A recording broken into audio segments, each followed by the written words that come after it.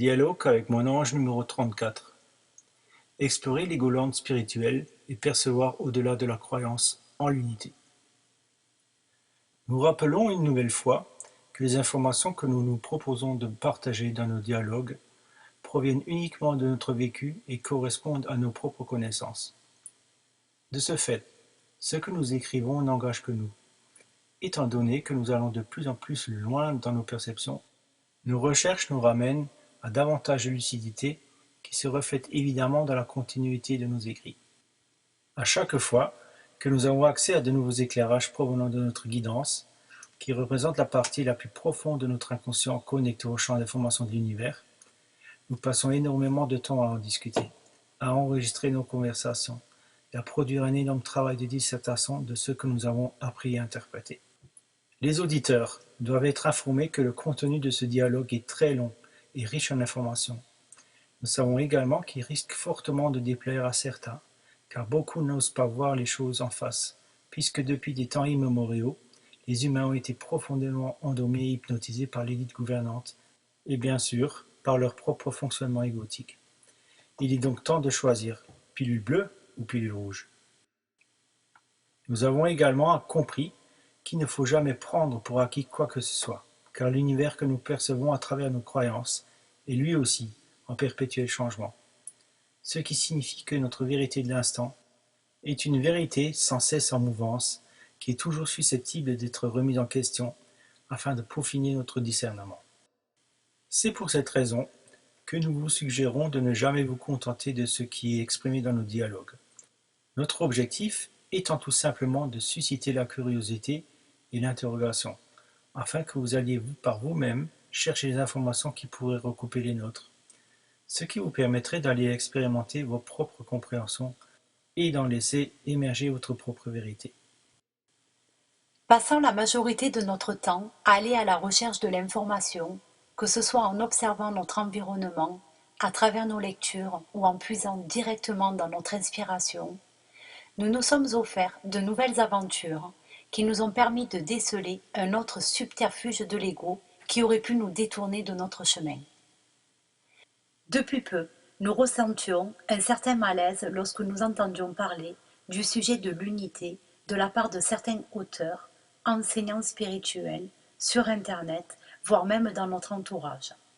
En même temps, dans nos relations, plusieurs personnes nous confiaient qu'avec leurs compagnons, elles étaient en plein travail de recherche sur la compréhension de l'unité.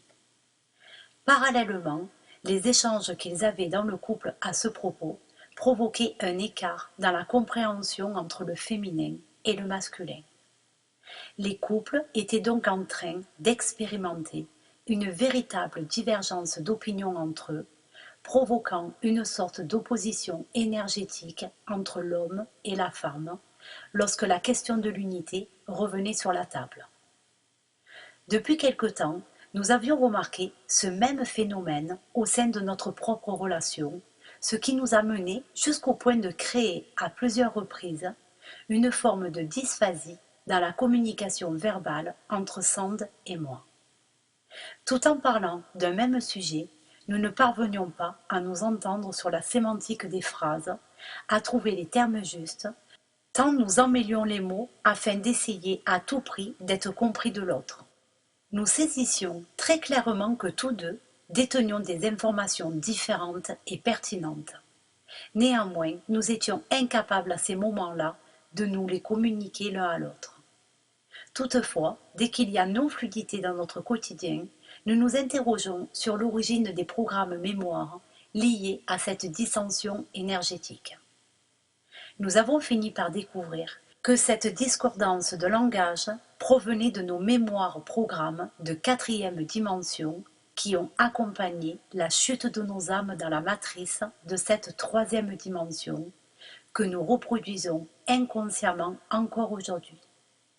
La femelle Amasutum, à laquelle l'âme de Sand est rattachée, possède un langage différencié de celui des mâles.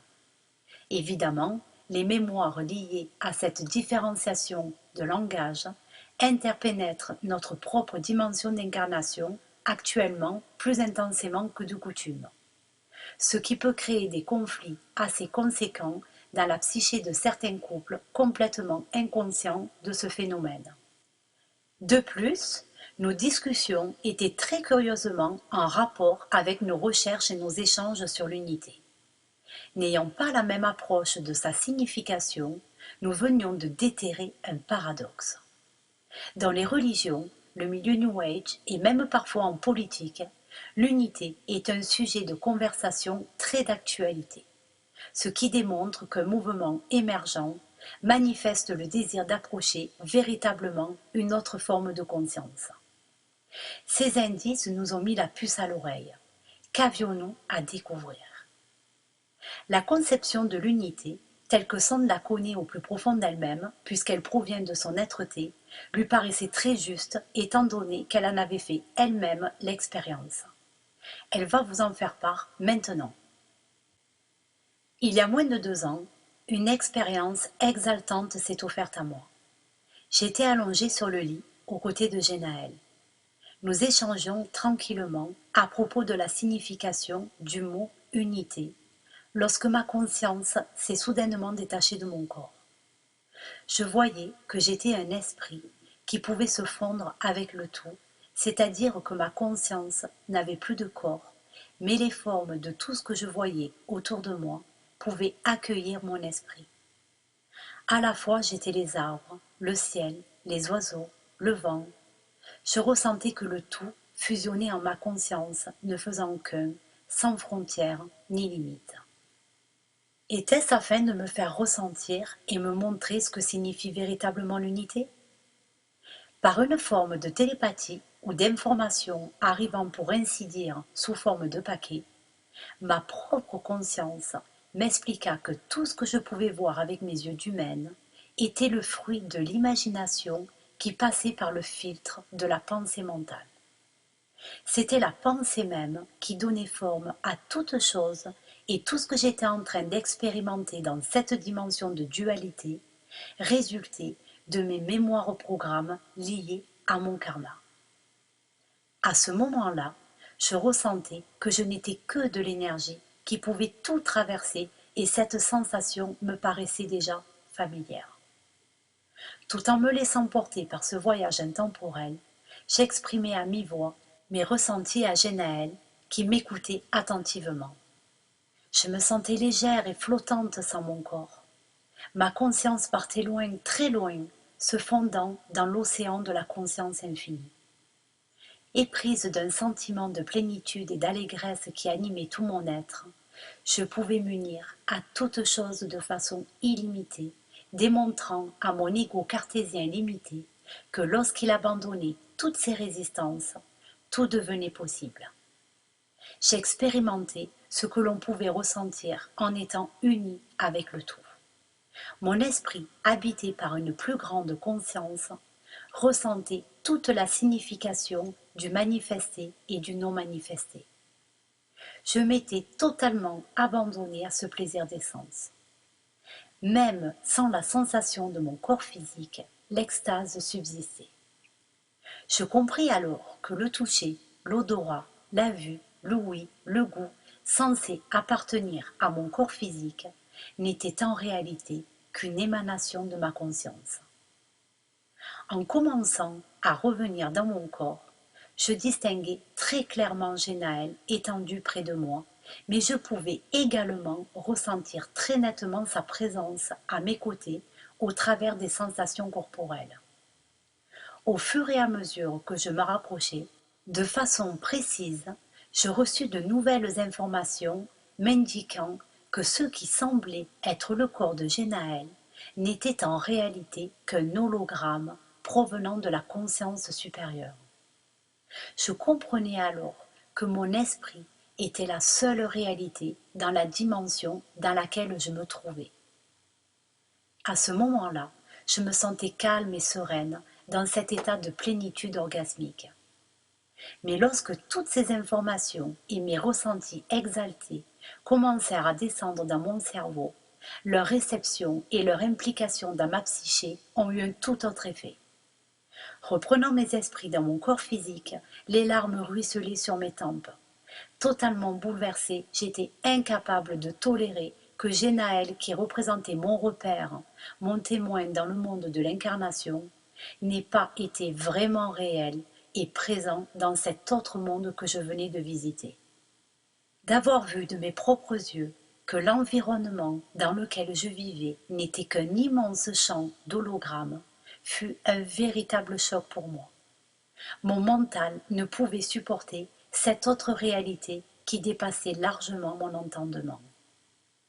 Après cette expérience, j'ai versé beaucoup de larmes jusqu'à ce que mon esprit rationnel accepte que ma perception du monde de troisième dimension, tel que je le voyais, sentais, entendais, n'était qu'une somme de concepts préfabriqués dans ma psyché par des programmes mémoire karmiques.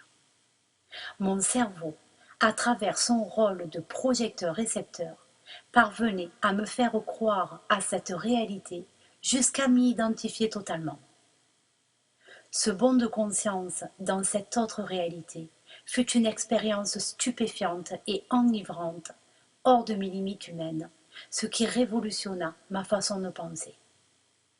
Il a véritablement provoqué une fracture ouverte dans mes perceptions limitées qui a été salutaire pour m'aider à accepter nos jeux karmiques.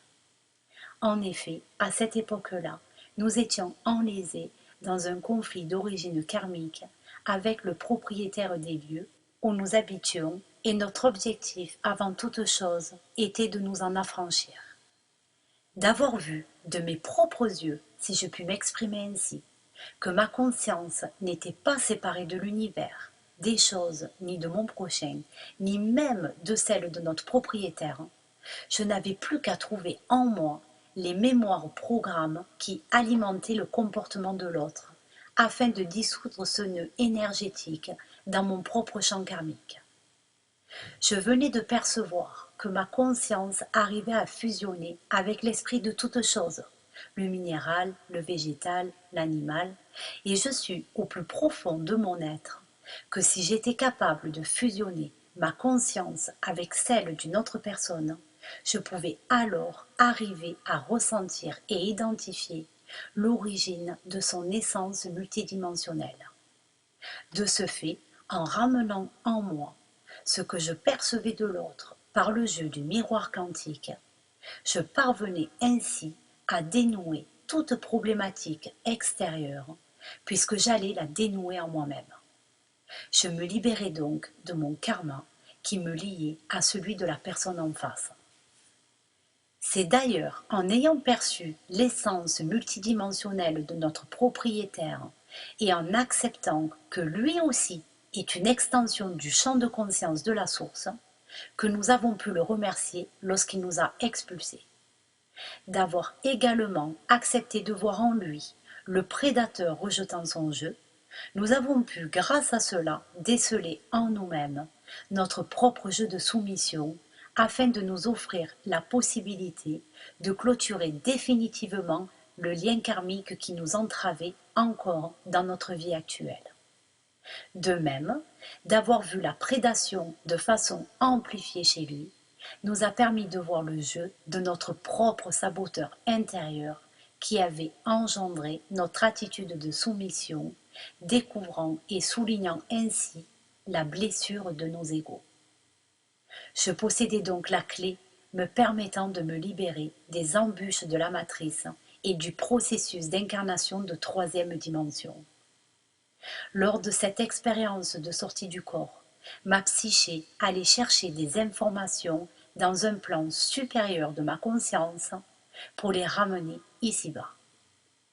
J'ai vu également que mon ego est la plus petite partie de l'énergie de la source qui se densifie dans toutes les formes d'incarnation afin de pouvoir justement jouir de sa création. De par sa nature, le rôle de l'ego est donc légitime, puisqu'il est très précisément celui de croire qu'il est séparé du champ de conscience unifié afin que le grand esprit, c'est-à-dire celui de la source qu'il représente, puisse expérimenter l'illusion de la séparation. À partir de là, j'avais pu accepter que les prédateurs et les victimes sont les deux groupes de pions du même jeu de l'incarnation. La conscience de la source se scinde en deux éléments, ondes et particules, pour qu'elle puisse se densifier et se réaliser au plus profond de la matière dans toutes les dimensions de sa manifestation. Je venais de voir que pour permettre sa propre évolution, la conscience de la source a créé le processus de l'incarnation pour se révéler entre autres sous sa forme humaine. La conscience de l'humain est donc l'un des maillons du mouvement évolutif de l'univers. En ayant perçu et compris cela, mon regard sur le monde s'en est donc vu totalement bouleversé. Au fil de mes expériences, j'apprenais peu à peu à rééduquer mon mental afin d'intégrer la vision de l'unité que m'a montré ma guidance. Désormais, je suis capable de réaliser cette fusion avec une certaine aisance, comme d'autres le font d'ailleurs, en propulsant ma conscience d'humaine largement au-delà du cadre de la troisième dimension. Je parviens donc graduellement à percevoir ma conscience suprahumaine. De même, en réalisant cette première expérience d'illumination, j'avais compris que je ne devais en aucun cas rester accroché à ces visions afin que je puisse revenir dans mon incarnation et ramener les outils de cet enseignement dans le monde physique. Ma conscience a d'ailleurs ensuite et à plusieurs reprises exploré d'autres formes d'univers subtils afin d'élargir ma perception de ces autres mondes. Approcher la connaissance est vraiment une expérience très personnelle et difficile à décrire. Je peux donc comprendre que la plupart des gens ambitionnent à accéder à cette idée de l'unité. Ils aspirent en réalité à faire l'expérience de l'illumination. Mes expériences de sortie hors du corps m'ont appris qu'en aucune façon je ne devais m'identifier à cet état d'être. Elle n'était que pour me permettre de me rendre compte où je me situais dans l'illusion de la matrice. J'avais bien compris en ces moments-là que si mon ego continuait à s'identifier à l'expérience en s'oubliant, je risquais la folie, voire pire. Et là réside le subterfuge de l'ego se cachant de sa propre prédation. Lorsque celui-ci s'identifie à ce qu'il croit, il arrive jusqu'à se persuader de son illégitimité, alors qu'il s'agit de l'ego lui-même qui réalise, traite et exprime ses propres expériences. De par sa nature, il croit toujours ce qu'il voit et ce qu'il perçoit, et parfois même il finit par s'y identifier. Il est donc dangereux de vouloir rester perché à des niveaux de perception en provenance de l'au-delà de la matière. Car le chemin de l'âme n'est pas de se désincarner avant l'heure, mais de ramener la véritable connaissance dans le corps physique afin de permettre à l'individu de passer à des plans supérieurs de conscience pour parvenir à l'immortalité de l'âme. D'après nos observations, la conception de l'unité que les gens ont est généralement confondue avec la notion de paix universelle. Le véritable concept de l'unité est mathématiquement irréalisable en troisième dimension. Cependant, cet appel de l'humanité à vouloir trouver la paix a pour origine un mouvement universel naturel de rééquilibrage entre les forces de prédation et les forces de rédemption. Ce mouvement de régulation énergétique dans la matrice devrait permettre à chaque individu de retrouver le libre arbitre afin que son âme puisse réellement accéder au choix d'aller soit vers un nouveau cycle de l'âge d'or, soit de sortir du cycle de l'incarnation. Ce mouvement universel vers cette nouvelle conscience est donc bel et bien une réalité. Récemment, lors de nos recherches, s'est présentée à nous l'occasion d'écouter plusieurs interviews de pointures célèbres dans le monde de la spiritualité qui exprimaient leur vision de l'unité. Grâce à nos dernières expériences de vie, nous avons ainsi pu déceler de nouvelles facettes malicieuses de l'ego qui peuvent facilement détourner l'individu de sa véritable quête de la connaissance, amenant à l'immortalité de l'âme. Nous avons bien conscience que la plupart de ces intervenants sont des personnes sincères et engagées dans un réel cheminement spirituel. Nous ne mettons donc pas en doute leurs enseignements, mais nous en avons plutôt perçu leurs subtiles limitations. Nous avons repéré que beaucoup parmi eux retransmettent globalement l'enseignement provenant d'un véritable maître spirituel reconnu comme tel, en pensant l'avoir intégré suffisamment pour pouvoir le retransmettre. Ce qu'ils prêchent alors est un plagiat remanié à leur sauce personnelle. Peu d'entre eux sont réellement capables de débattre de leurs propres expériences et de leur vécu. Cela signifierait-il qu'ils n'ont pas encore dépassé le maître qui en réalité n'est autre que leur propre ego?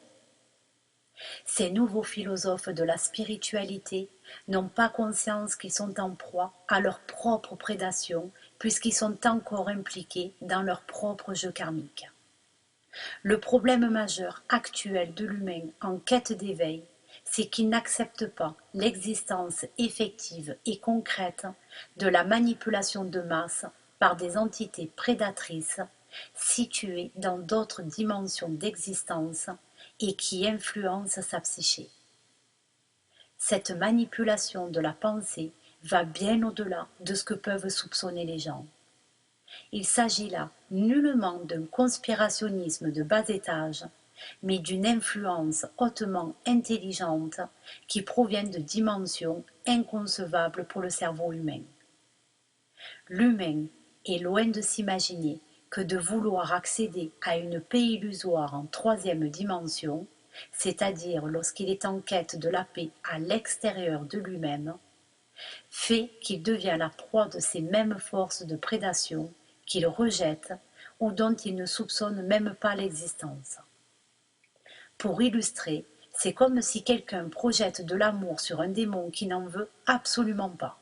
Résultat, ce démon se jette sur lui et le dévore tout cru. Réfléchissez-y. La psyché humaine est incapable de modéliser la prédation provenant de dimensions supérieures. Pourtant, comme le disait Ibn Arabi, un grand maître soufi du XIIe siècle, Dieu crée le bien et le mal, le vilain et le beau, le droit et le tordu, le moral et l'immoral. Entre ces traits se trouvent les multiples dangers du chemin du chercheur de vérité. De nombreux enseignants et gourous modernes disent que puisqu'il n'y a qu'un seul être qui imprègne toute chose, tout ce que nous avons à faire, c'est de tout voir sous l'aspect lumineux, et cela transmutera ce qui est noir, et nous créerons notre propre réalité de lumière. Une telle affirmation fait fi du fait que l'affirmation Dieu est un décrit une réalité qui est à un niveau supérieur à partir duquel notre propre être, mélange de bon et de mauvais, se manifeste. L'homme qui pense qu'il peut devenir Dieu à ce niveau-ci simplement en le pensant, ignore tout ce qui a trait à l'être. Le non-être et qui émane de Dieu est un, à un niveau d'existence qui se trouve évidemment plusieurs niveaux au-dessus du nôtre. Le mal est réel à son propre niveau, et la tâche de l'homme est de trouver son chemin dans le dédale cosmique sans être contaminé par le mal qui s'y trouve. Voilà la racine du libre arbitre. L'homme se trouve devant un piège aussi réel que lui-même. Il est forcé de faire des choix, de faire appel à sa connaissance en la mettant en pratique, entre la voie droite qui mène à l'être et les chemins tortueux qui mènent au non-être. Les êtres humains sont obligés de discerner entre bien et mal, d'orienter l'énergie de conscience à chaque phase de leur existence dans cette réalité-ci. Parce qu'en fait, ils doivent comprendre que Dieu est conscience et que Dieu est matière, que Dieu est le bien et que Dieu est le mal. La création assume toutes les propriétés sans exception des innombrables noms de Dieu. Le cosmos est rempli de dons de vie et d'assassinat, de pardon et de vengeance, d'exaltation et d'avilissement, d'aide réelle et de duperie. Tenter de voir du point de vue de Dieu et faire un mélange de tout à ce niveau-ci, a pour seul résultat de faire rester à ce niveau-ci. C'est pourquoi les êtres humains doivent toujours séparer le point de vue de Dieu du leur propre et du fait que toute création porte tous les divins noms et traits. Bien évidemment, ce sage soufi avait déjà décelé cette grande tromperie à son heure.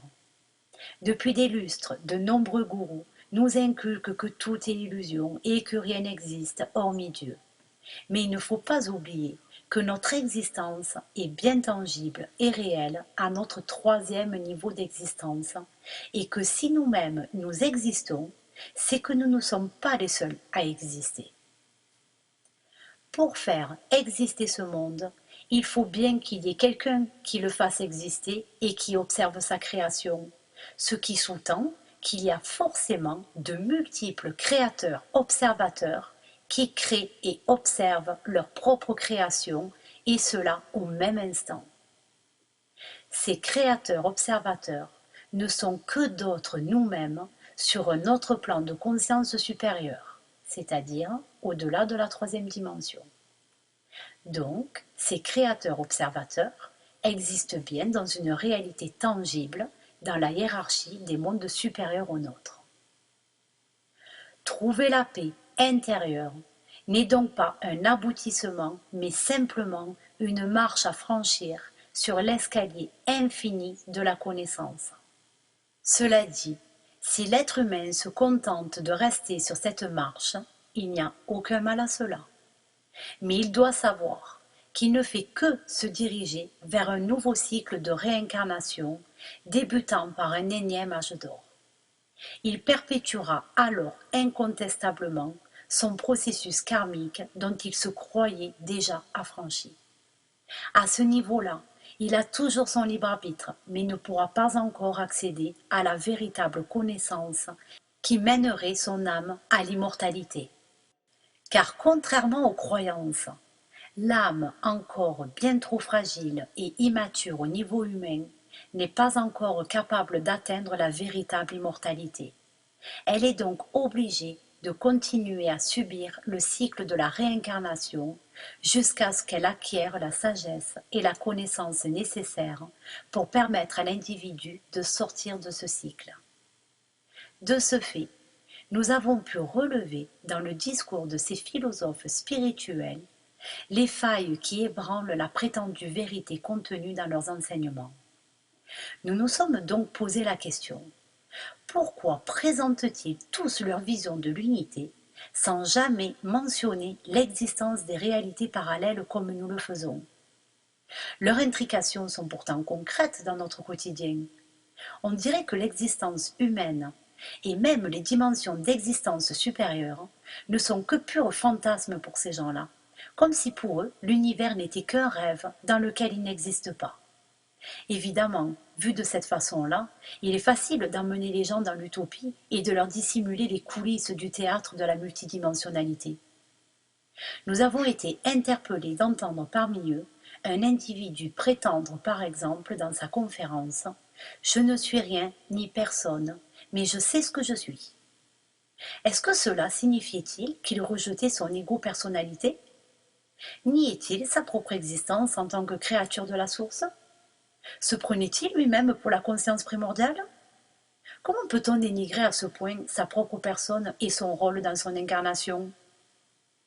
De plus, nous avons remarqué dans nos fréquentations que de nombreuses personnes ne jurent que par des enseignements de ce genre, en les prenant pour acquis sans jamais les remettre en question. Nous avons alors demandé à l'ange de nous éclairer à ce propos. Voici la réponse qui nous a été proposée. Le jeu de la dualité est une propriété inhérente à la troisième dimension d'incarnation. Ce jeu est une conception de l'esprit provenant de la seule conscience véritablement existante qui est celle de la source. Cette conscience est donc elle-même la première émanation du champ unifié qui ensuite, en cascade, se fractalise en de multiples dimensions d'existence à travers l'univers qu'elle a elle-même créé. Mais, lorsque Sand s'est échappé de son corps, qui est-ce qui s'est vu fusionner avec l'univers? Qui est-ce qui parle de l'unité? Qui croit percevoir le un? Qui est-ce qui contemple l'univers en croyant contempler l'univers et qui en pleure de grâce? Qui est-ce qui vit l'illumination? Savez-vous que le un ne peut exister si personne ne le regarde, si personne n'a conscience de son existence? C'est pour cette même raison qu'en mathématiques quantiques, le un se remplace par 2 fois 1 demi et 1 demi plus 1 demi est égal à 2 et non pas 1. Cela signifie donc que celui qui peut avoir conscience du un est obligatoirement séparé du un. Et celui qui est séparé du un, eh bien à votre avis, qui est-ce? N'est-ce pas une évidence que la réponse est l'ego? Essayons alors de le définir. L'ego correspond au je qui perçoit les informations, les traite et les exprime.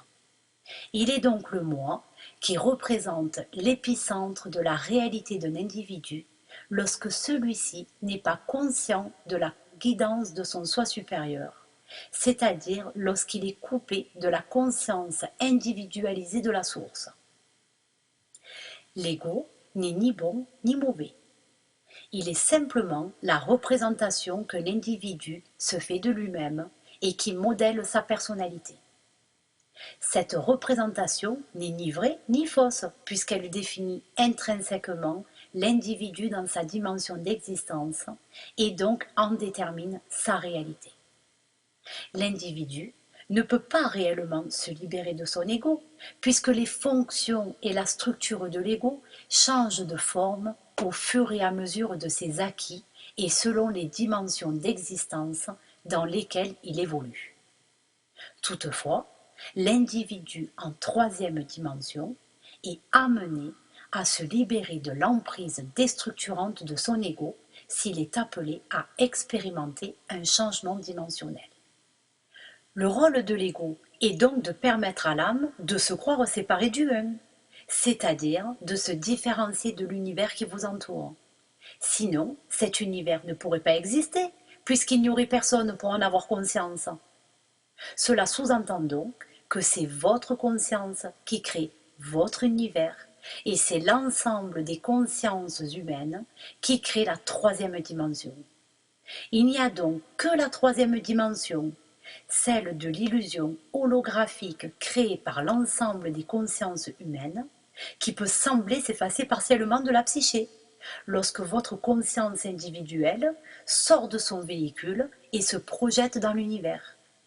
Ce qui implique que lorsque la conscience sort du corps, elle ne voit plus les corps physiques des gens comme un véhicule matériel, mais elle les perçoit plutôt comme des formes énergétiques possédant des contours humains.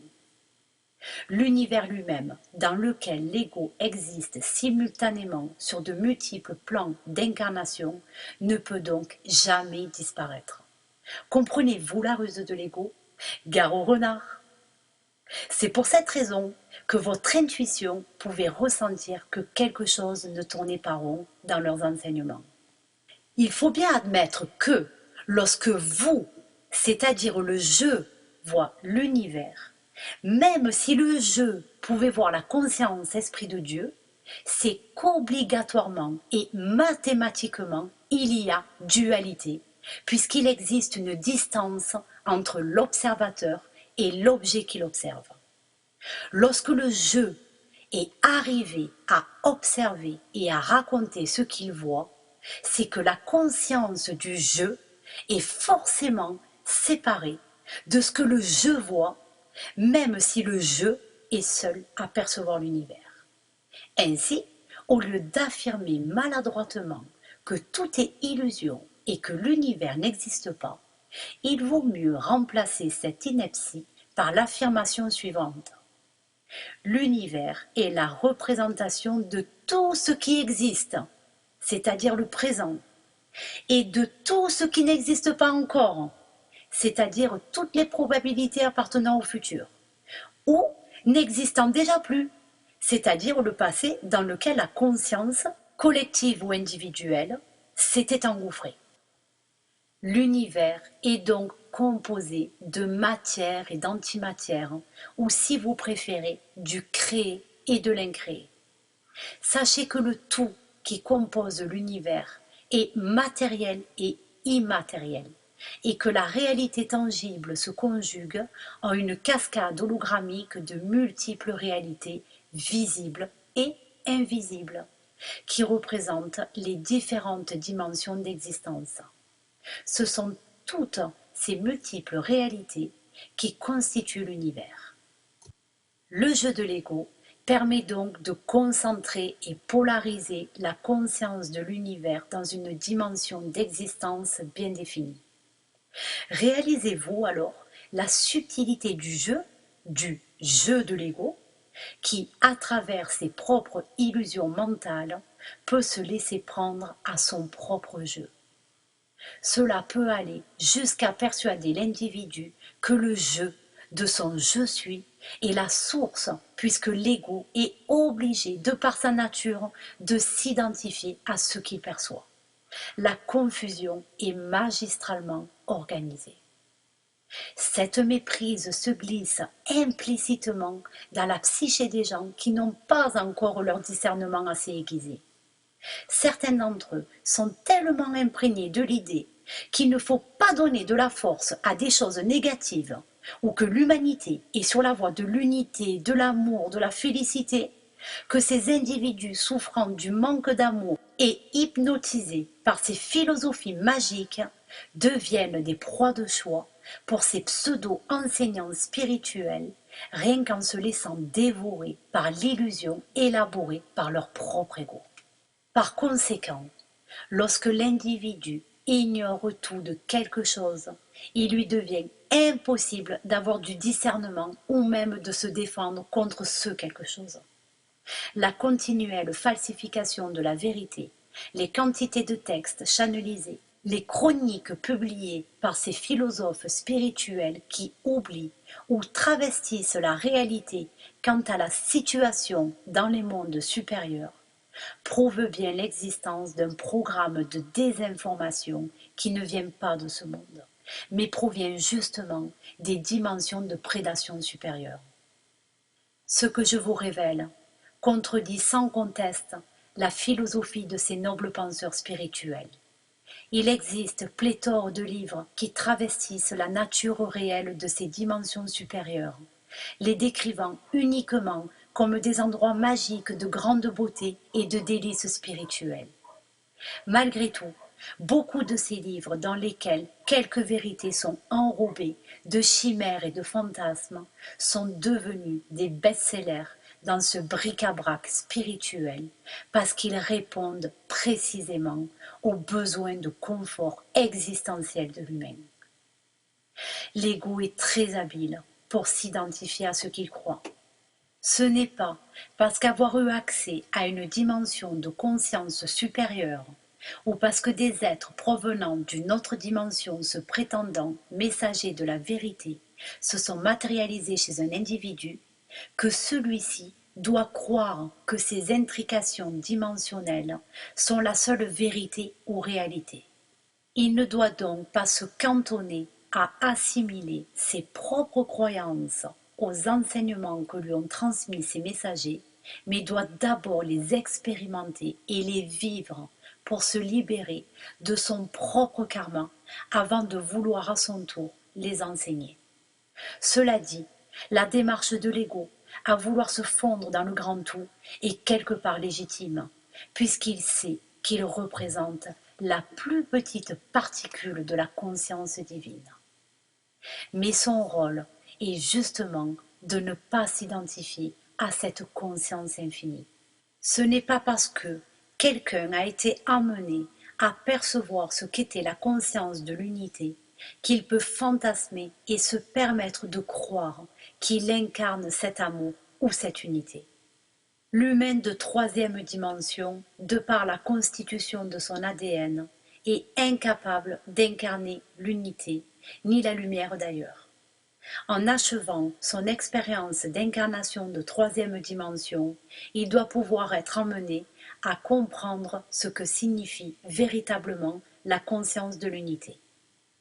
C'est d'ailleurs lorsque votre soi supérieur vous emmène voir l'univers à travers votre vision intérieure que, pour ainsi dire, vous est proposée l'initiation indispensable que subissent tous les candidats à la grande transition désignés comme étant les élus dans la citation de Matthieu 23.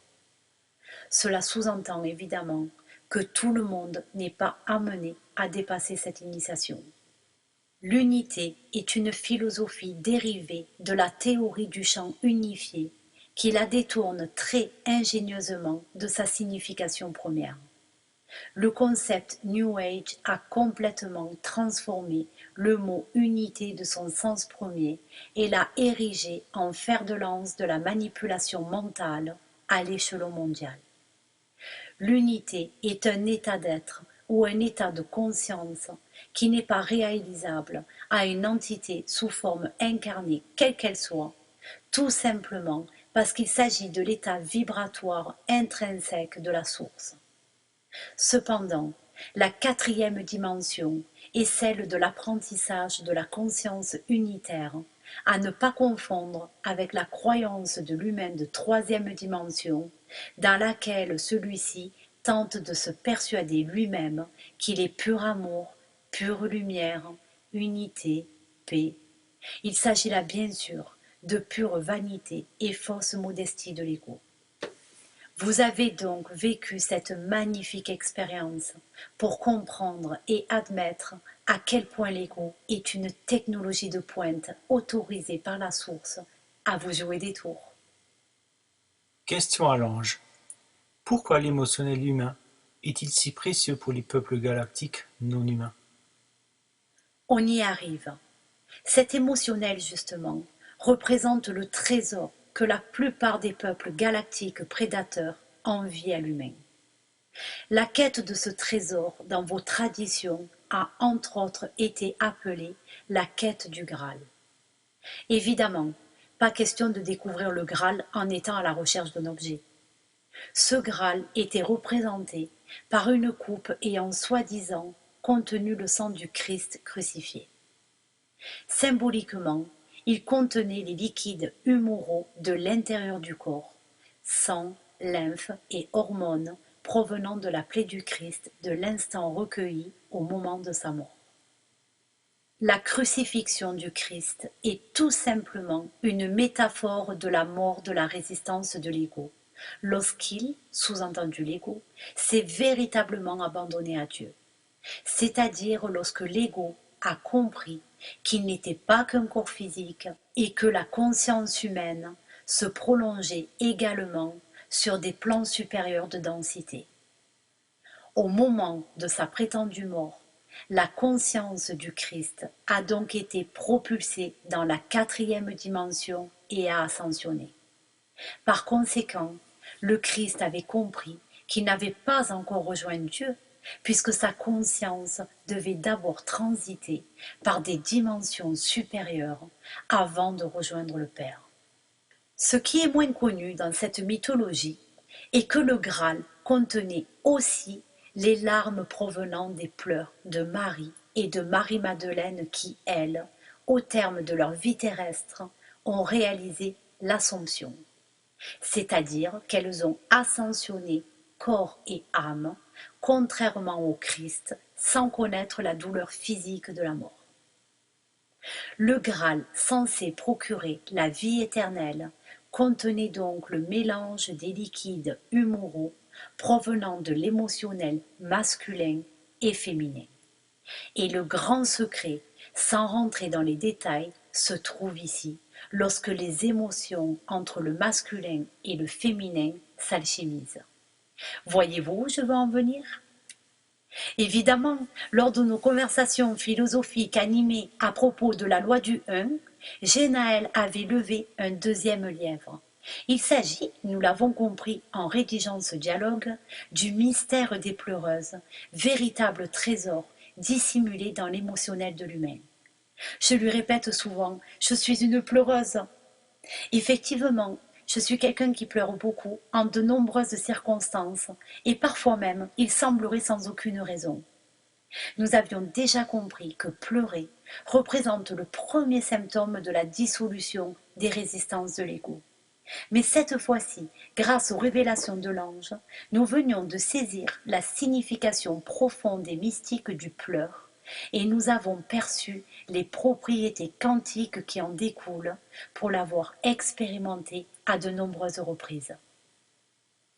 L'un des secrets des madeleines pleureuses qui accompagnaient Yeshua était ce grand mystère qui met en œuvre l'énergie de transformation permettant la guérison détenue par les cadistos reptiliennes.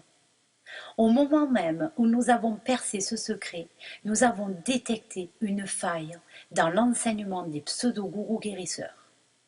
Effectivement, Shenaël et moi venions de comprendre que lorsque nous avons vécu notre petit différend à propos de la définition de l'unité, nous avons été amenés à un autre niveau de lecture pour découvrir nous-mêmes la réponse au grand mystère des pleurs.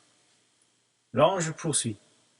Avez-vous remarqué que dans les moments où Genaël ne captait pas les propos de Sand et lorsque la velléité de Sand de le persuader de quelque chose s'était épuisée en elle, elle se mettait désespérément à pleurer? Vous avez déduit que pleurer était donc le symptôme d'un lâcher-prise du mental égo. Dès que Sand avait fini de pleurer, de façon presque incroyable, Genaël réalisait et comprenait subitement ce qu'elle tentait de lui exprimer auparavant. Non seulement il la comprenait, mais il avait même le culot de lui rétorquer que cela faisait un moment qu'il essayait de lui dire la même chose. Cela démontrait irréfutablement qu'aussi longtemps que Sand ne pleure pas, c'est-à-dire qu'elle persiste à vouloir contrôler la situation, l'ego sous la forme de sa contrepartie énergétique masculine, personnifiée par Genaël, ne pouvait pas l'entendre. Et de plus, à certains moments, Sand ayant fini de verser ses larmes, elle pouvait entendre très clairement la voix de sa conscience supérieure s'exprimer à travers elle. Que cela signifie-t-il?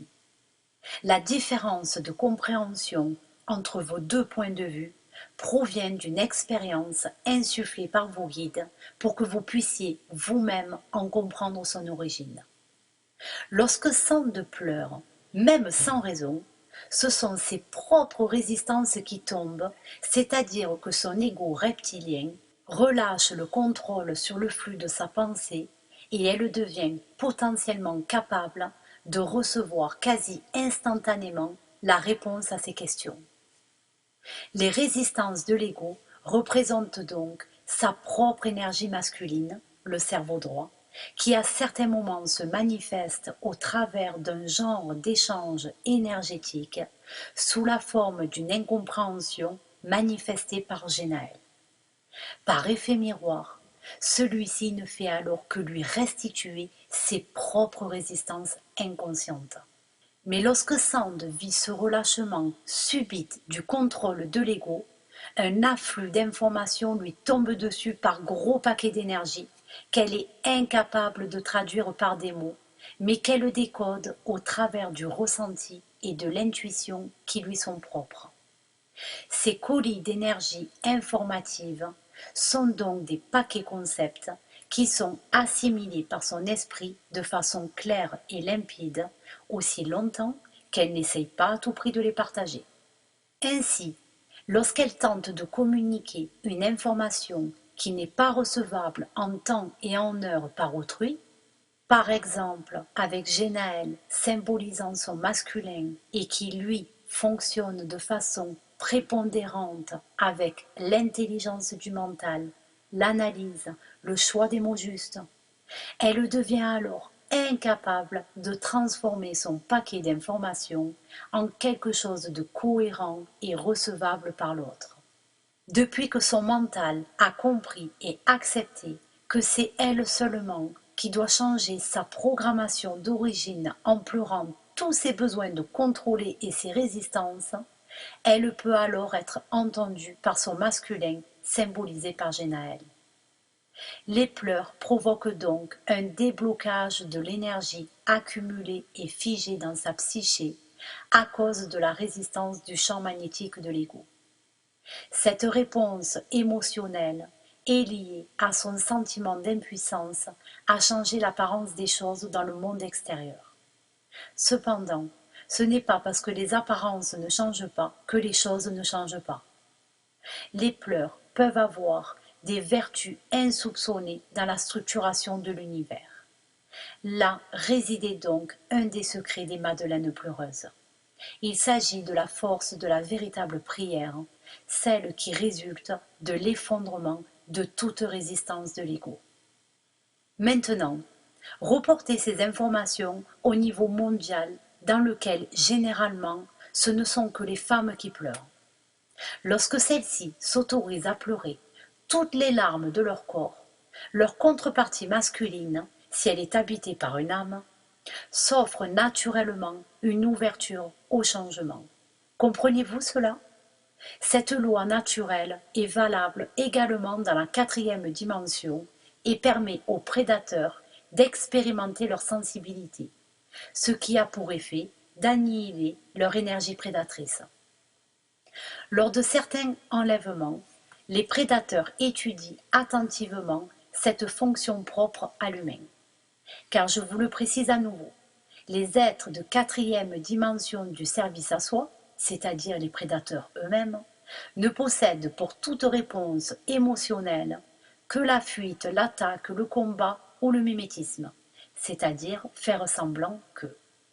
Mais ils ont remarqué, du haut de leur 4e dimension, que malgré tous leurs efforts pour soumettre l'humanité, votre monde change et évolue vers un monde où se répand une nouvelle fréquence, celle de la compassion. Et cette fréquence leur est intolérable. Ce secret, parfois même incompris des Amasutum elles-mêmes, consiste donc à sonder leur culpabilité lorsqu'elles ne peuvent changer l'apparence des choses. Il n'y a d'autre voie pour elles que de pleurer d'impuissance face à la souffrance engendrée dans la 3e dimension d'existence par leur contrepartie mâle, c'est-à-dire les prédateurs.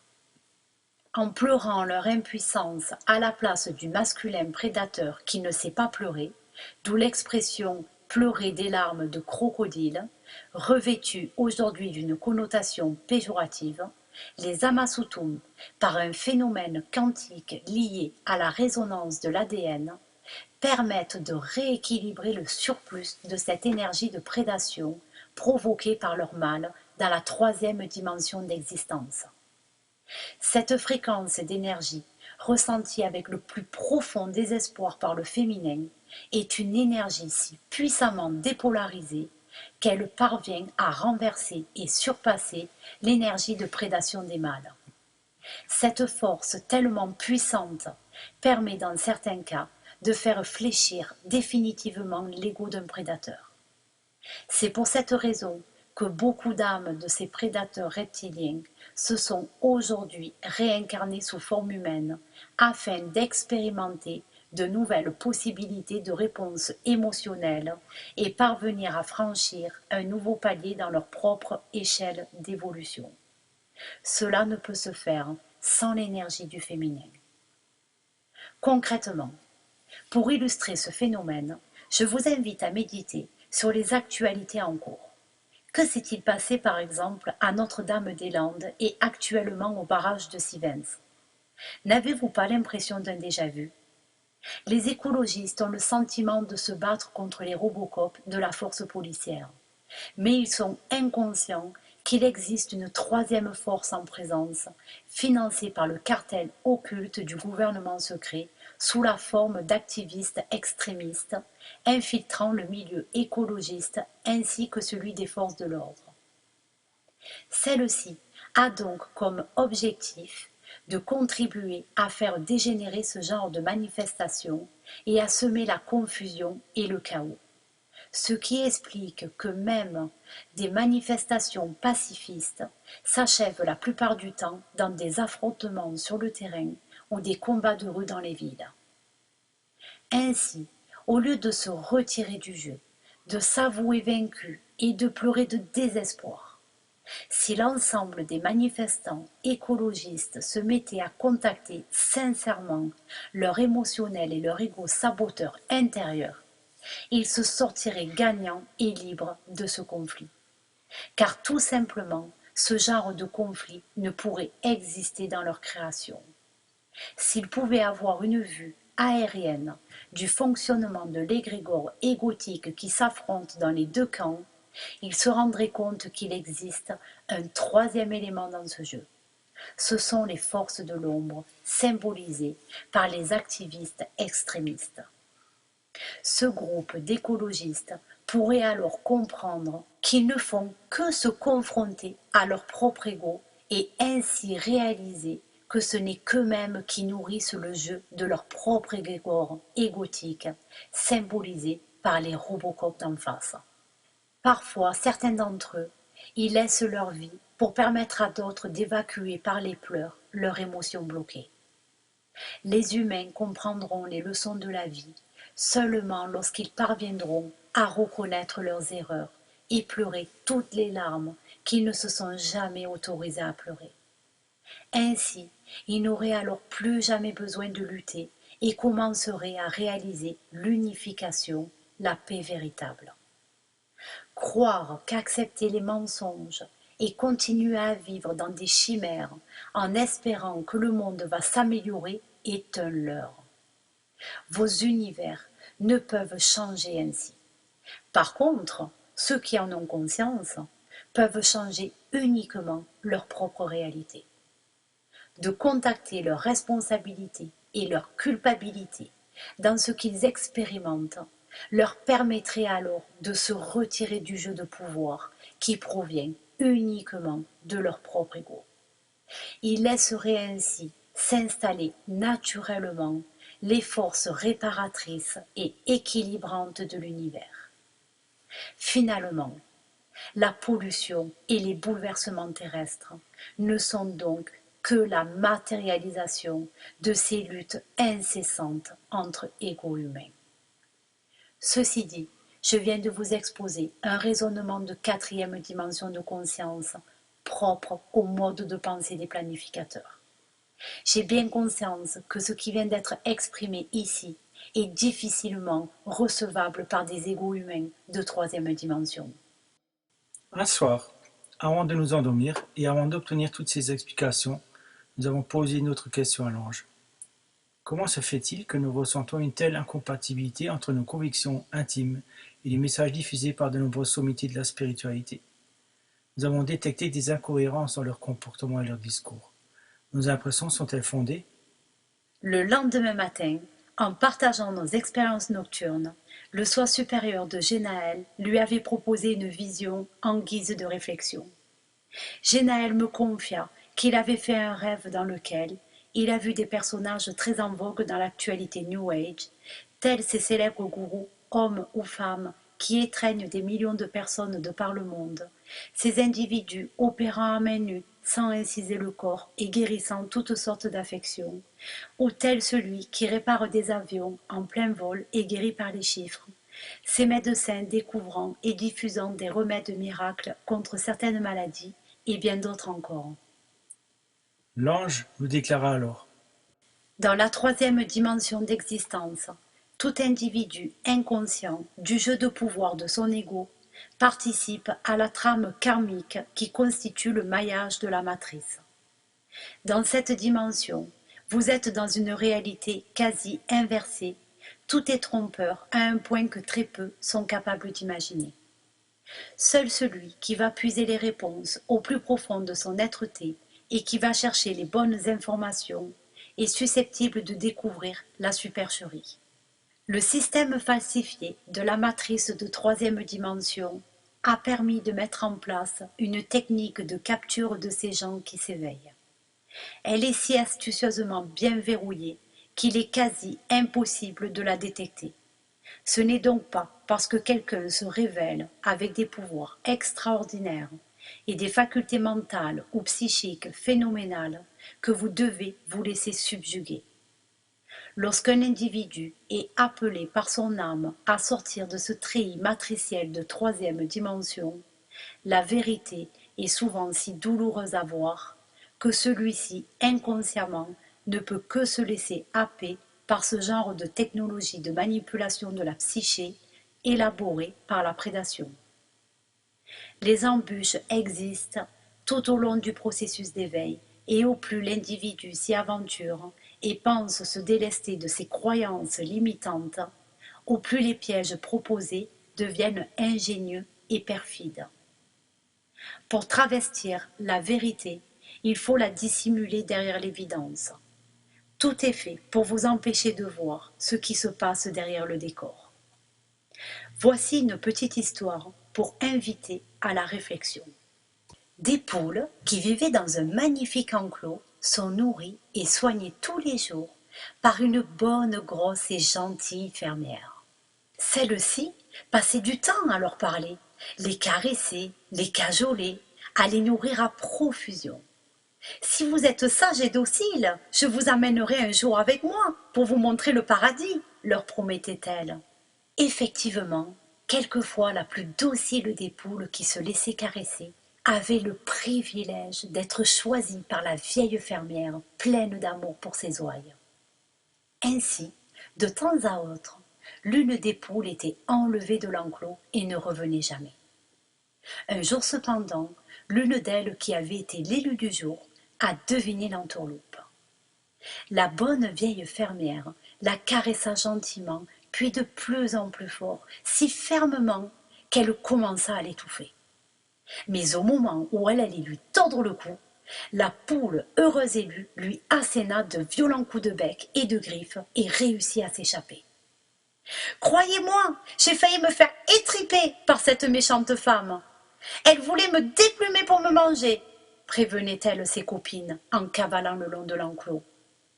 Mais les frères, sœurs et copines de la poule, qui avaient visité l'univers de la fermière, ne croyaient pas un seul instant ce que racontait cette folle miraculée.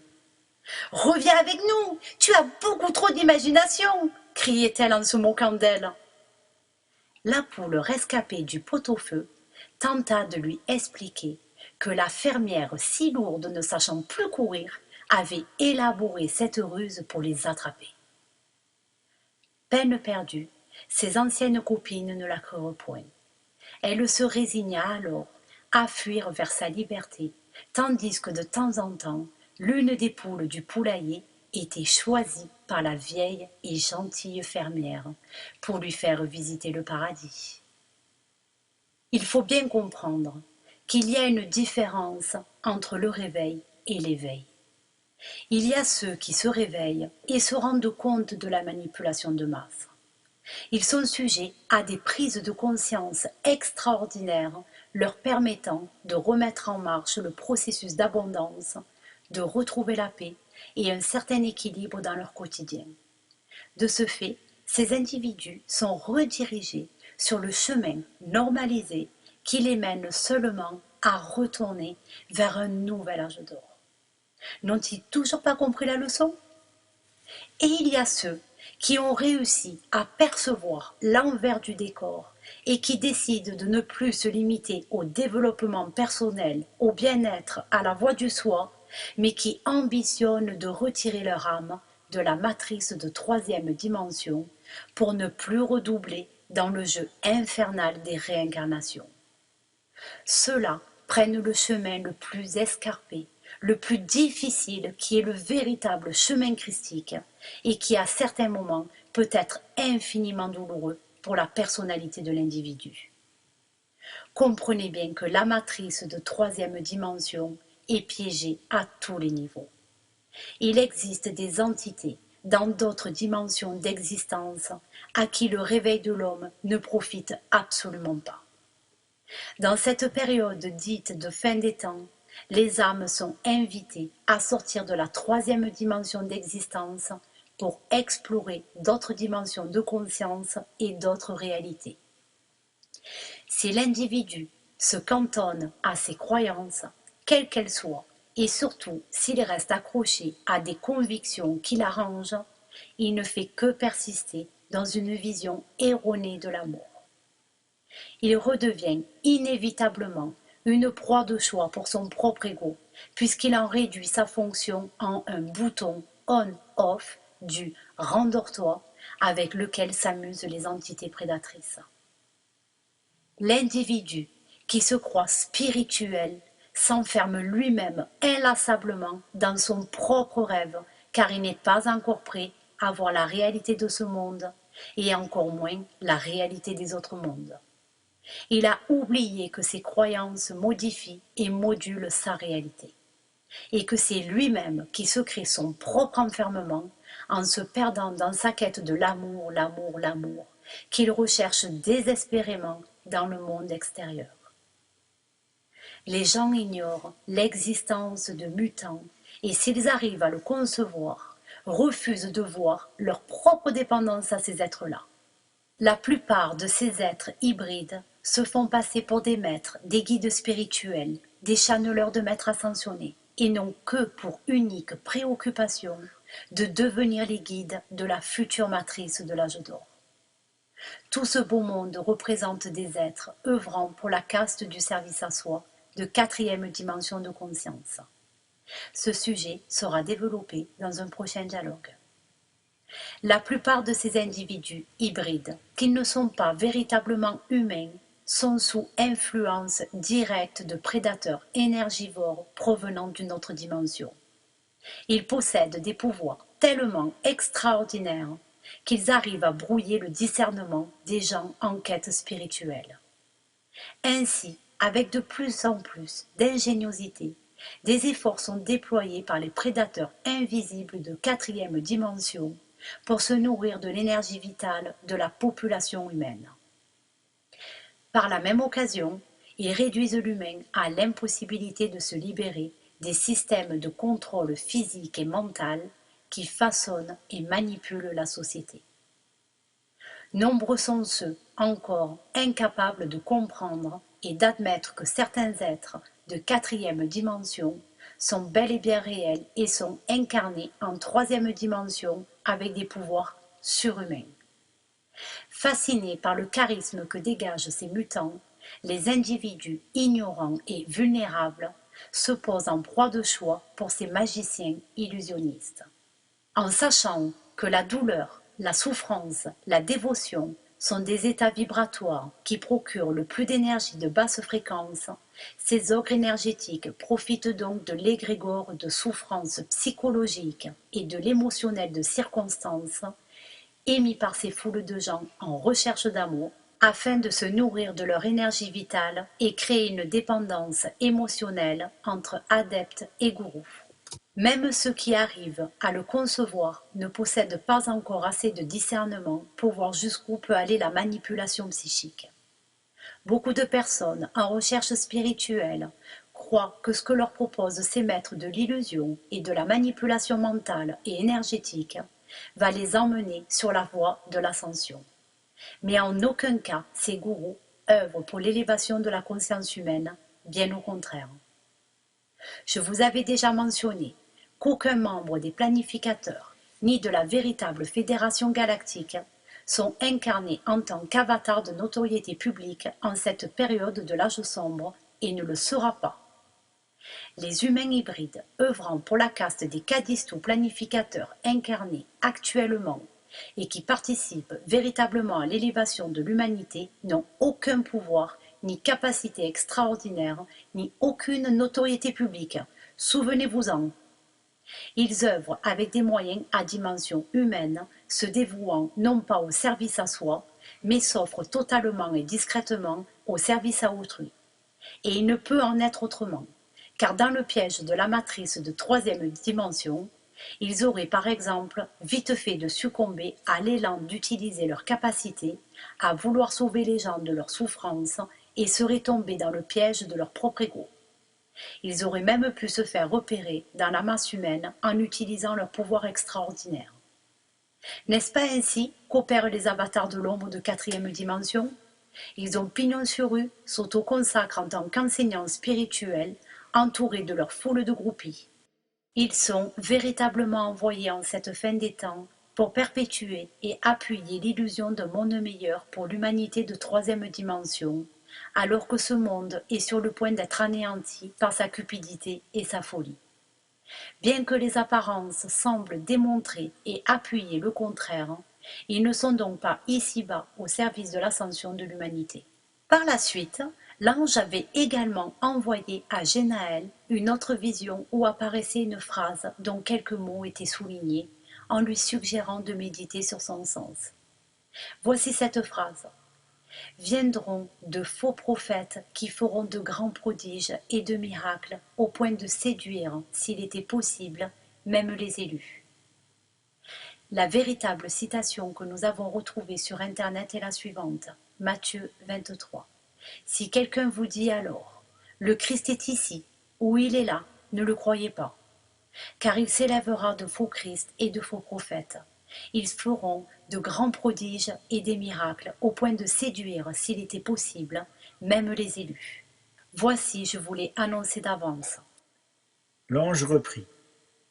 Au niveau de la 4e dimension d'existence, les prédateurs reptiliens et autres entités au service de soi et les planificateurs au service à autrui se côtoient, se tolèrent, se respectent, mais ne s'aiment pas forcément. C'est donc depuis cette 4e dimension que proviennent certains conflits galactiques qui se concrétisent parmi les humains pendant leur incarnation terrestre. Ils ne peuvent donc pas être dans l'unité, mais ils en ont très largement le savoir, puisque les êtres de 4e dimension possèdent beaucoup plus d'érudition et d'instruction pour appréhender les lois de l'univers. Les individus y sont télépathes et ont entièrement conscience du rôle des uns et des autres, puisqu'ils ne sont plus limités par leurs croyances.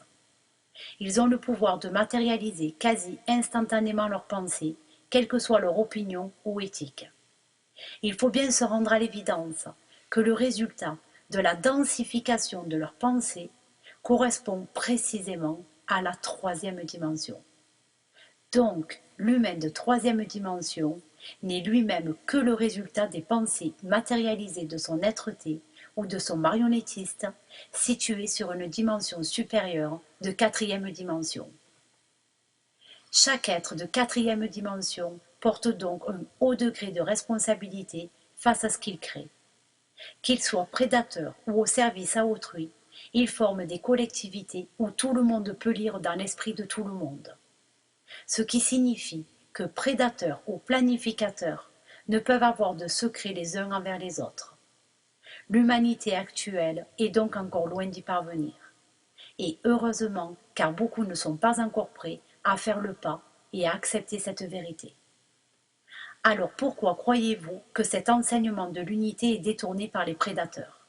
Au lieu de croire aveuglément ce que tous ces grands maîtres de philosophie spirituelle prônent et clament à leur public, il est tout d'abord prudent de se rappeler la célèbre maxime de Coluche qui disait « Ce n'est pas parce qu'ils sont nombreux à avoir tort qu'ils ont raison ». Soyez donc prudent en utilisant votre intuition ainsi que votre discernement. En conclusion, l'ange rajouta. Les enseignements de la philosophie spirituelle sont parfois authentiques et fondés. Ils prétendent généralement à raison que la conscience bridée de l'humain sera bientôt délivrée de ses entraves et que l'individu possédera les moyens de comprendre la création. Ils enseignent pour la plupart que l'homme est pure conscience et qu'il est une créature de Dieu, même parfois qu'il est une fractale densifiée de la conscience du champ unifié, ce qui est vrai également. Mais cet enseignement, qui, je le répète, décrit le fonctionnement de l'univers de façon approximativement juste mais très incomplète, va faire germer dans la psyché de l'individu d'une conscience de 3e dimension, encore aveugle au subterfuge, une nouvelle forme de culpabilité inconsciente lorsqu'il n'arrive pas encore à accéder à son être-té de 4e dimension. Cet individu, en recherche de l'unité, se sentira alors coupable d'avoir des pensées duelles. De ce fait, la plupart des gens n'osent pas s'affirmer face à leur bourreau prédateur, de crainte de ne pas être dans l'amour. Dire non à son bourreau prédateur est pourtant un véritable acte d'amour. Car sur le plan quantique, s'affirmer dans son être-té permet de remettre le flux de l'énergie universelle dans l'équilibre. Cela est une vérité, que ce soit sur le plan personnel ou mondial. Un individu qui engloutit sans discernement un enseignement spirituel, philosophique ou ésotérique rejette indubitablement l'intelligence de l'ego qui aurait pu justement renforcer ce discernement. Par conséquent, l'individu en proie à la prédation de dimensions supérieures ne peut que se conforter dans le déni de sa propre existence, insidieusement inspiré par l'enseignant lui-même, également pris par le jeu de son propre ego. Ce genre de manipulation mentale, retransmis par certains enseignements du New Age, est incroyablement bien ficelé dans les circonvolutions de la pédagogie psycho-spirituelle, afin que l'individu, noyé dans le doute et la confusion, finisse par se persuader que tout est illusion. Il se convaincra lui-même qu'il erre dans un rêve collectif et fermera la porte à toutes les autres réalités d'existence. Il arrivera même à rejeter définitivement la réalité des multiples dimensions dans lesquelles la conscience de la source se densifie et se réalise pour expérimenter toutes les formes de vie. Donc rejeter que d'autres formes égotiques de votre propre être-té subsistent dans d'autres dimensions de réalité peut mener les gens fragiles du haut à développer une certaine forme de schizophrénie. L'individu de ce fait est rattrapé par son prédateur intérieur qui n'est autre que le déni de certaines facettes de l'ego non encore visitées. Certains véritables enseignants se destinent à remettre l'humain sur les rails de son évolution naturelle. Cependant, leur pédagogie et leur théorie restent pour beaucoup largement incomplètes concernant les candidats à l'ascension. Pourquoi cela? Parce que nombreux pédagogues de l'unité et de l'amour sont rarement allés visiter leur propre trame karmique provenant des multiples dimensions d'existence, puisqu'ils n'en ont pas encore conscience. Pour la plupart, ils réfutent même l'existence des prédateurs Dracos et de planificateurs Amasutum, Nungal, Abgal, peu importe leur dénomination. Ils n'ont même pas encore admis pour certains les réalités extraterrestres et multidimensionnelles de votre planète. Ainsi, les disciples de ces gourous manipulateurs, ayant été dépossédés de tout discernement, arrivent jusqu'à se persuader qu'ils sont libérés des entraves de l'ego. Ils parviennent même à se convaincre qu'ils sont unifiés avec la source en dénigrant leur propre partie prédatrice qui se joue d'eux-mêmes. Ils deviennent donc incapables d'accorder une quelconque légitimité à leur rôle propre d'entité incarnée en troisième dimension. Il faut bien comprendre qu'une salade, une tomate, un poulet sont eux aussi pur esprit, pure conscience, pure lumière dans la première et deuxième dimension d'existence. Et pourtant, ils se font manger tous les jours. Ce que je veux dire par là est que si l'humain aspire à sortir du cycle de la réincarnation, il doit aussi comprendre et accepter qu'il est incarné pour permettre à son âme d'évoluer. Il est donc important de savoir qu'il est susceptible de servir de nourriture physique ou énergétique pour certaines entités éminemment intelligentes provenant d'autres dimensions. Les sacrifices satanistes et les enlèvements d'humains en sont la preuve irréfutable et sont bien plus répandus que ce que vous pouvez l'imaginer.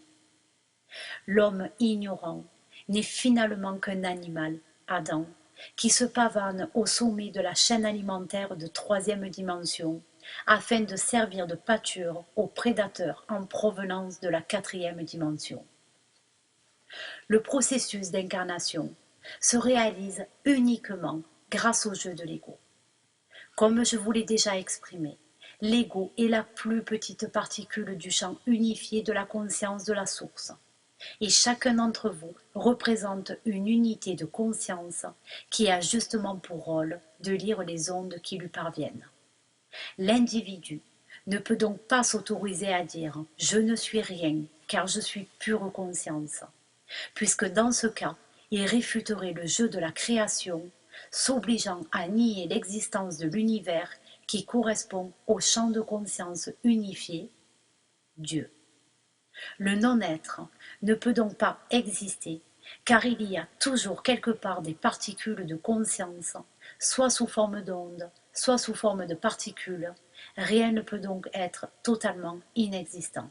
Si un individu affirme « je suis pure conscience », Il devrait avoir la conscience assez développée pour justement embrasser toute la connaissance et posséder la conscience du créé et de l'incréé. Il pourrait alors savoir tout ce qui se passe n'importe où et n'importe quand dans le monde. Est-ce le cas? Arrivez-vous alors à percevoir le paradoxe? L'ego ne peut s'autoriser à nier sa propre réalité, ni son rôle, car cela constituerait pour ainsi dire un affront à la conscience divine. Et c'est justement le jeu auquel l'élite prédatrice se prête en ce moment même. Ce qui, je vous le rappelle, passe à travers la manipulation de votre ego. Les prédateurs présents en quatrième dimension, surtout ceux de la famille des Dracos, sont essentiellement des explorateurs transdimensionnels et des ingénieurs en génétique qui tiennent absolument à vous empêcher d'évoluer et de passer en quatrième dimension d'existence. Pourquoi cela? Parce qu'ils ont découvert en l'humain un aspect de la génétique qu'ils ignoraient, votre large spectre émotionnel. Ils considèrent ce paramètre mystérieux comme une menace potentielle pour leur évolution. Ils se sentent menacés au sein même de leur propre quatrième dimension par l'afflux prochain d'une nouvelle vague de l'humanité aspirant au service à autrui, dont l'ADN et la vibration sont totalement incompatibles avec leur propre génétique. Ils essayent donc, si j'ose dire, de détruire dans l'œuf ce potentiel humain qui aspire à l'ascension, et ceci avant que celle-ci ne se produise. À cet effet, ils emmènent très astucieusement l'individu à se détourner de son véritable travail sur son émotionnel karmique en lui insufflant très délicatement la croyance qu'il est déjà dans l'unité.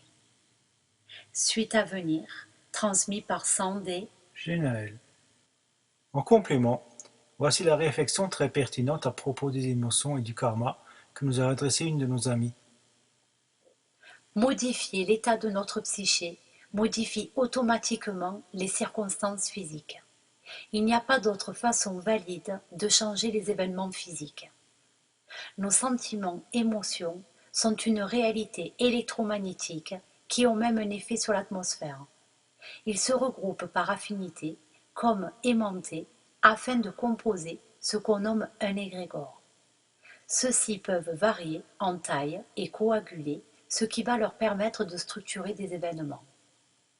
Cette réalité électromagnétique résultante de nos pensées a bel et bien une existence réelle physique, une empreinte, tant que nous gardons présents ces sentiments. L'intensité en fixera la durée, d'où le karma. Nous sommes donc appelés à réagir à la pression consciente ou non de cette empreinte électromagnétique, qu'elle soit nôtre ou non. Activée inconsciemment, elle nous téléguide. Tout cela gouverne littéralement nos vies. Ces sentiments, émotions forment un noyau à partir duquel nous créons notre expérience terrestre. Ces vibrations imprègnent tout notre être. Les nier revient à se nier soi-même. Tout ce qui nous entoure est la résultante de la masse globale de toutes ces vibrations-informations. Nous sommes arrivés à notre naissance pourvus d'une histoire. Cette histoire est inscrite dans la mémoire inconsciente de notre psyché, mais elle est bien sûr aussi encodée dans nos gènes, dans notre ADN. Notre ego plonge ses racines dans ce terreau afin de se nourrir et se déployer. C'est d'ailleurs la partie très spécialisée de notre identité. Nous formons nos expériences, et ceci dès le départ, à partir de ces vibrations électromagnétiques inscrites en nous. Bien sûr, nos expériences de cette vie-ci viendront se surajouter. Rudolf Steiner avait bien mis le doigt sur l'importance du karma, qui est la véritable clé pour s'extraire de la matrice, et ceci dès 1910.